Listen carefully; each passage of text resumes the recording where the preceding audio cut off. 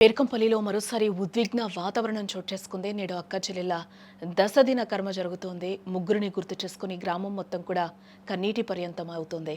తల్లిదండ్రులు గుండెలు అవిసేలా రోధిస్తూ ఉన్నారు. స్థానికంగా అక్కడ విషాద వాతావరణం నెలకొంది. రంగారెడ్డి జిల్లా చేవెళ్ల దగ్గర జరిగిన ఘోర బస్సు ప్రమాదంలో కన్నుమూసిన ముగ్గురు అక్క చెల్లెళ్ళ కుటుంబానికి మిగిల్చిన తీరని శోకం నేడు నిర్వహించిన దశదిన కర్మతో మరోసారి ఉప్పొంగిందని చెప్పుకోవచ్చు.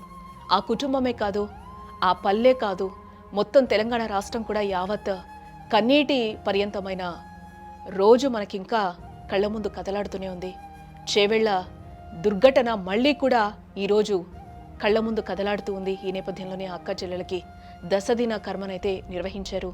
ఈ నేపథ్యంలోనే ఆ పల్లె మరోసారి శోకసంద్రం అయిపోయిందని కూడా చెప్పుకోవచ్చు. ఒక కుటుంబానికి 3 నిండు ప్రాణాలు ఒకేసారి దూరమైతే ఆ బాధ వర్ణనాతీతమని చెప్పుకోవాలి.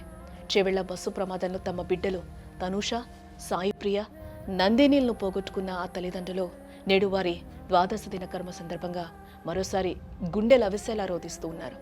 మరణించిన 12 రోజుల తర్వాత కూడా పేర్కంపల్లి గ్రామంలో విషాద వాతావరణం ఏ మాత్రం తగ్గలేదని చెప్పుకోవాలి. బంధువులు, స్థానికులు ఆ ఇంటికొచ్చి ఓదార్చడానికి ప్రయత్నించిన ఆ తల్లిదండ్రుల వేదన ముందు అన్నీ చిన్నపోయాయి.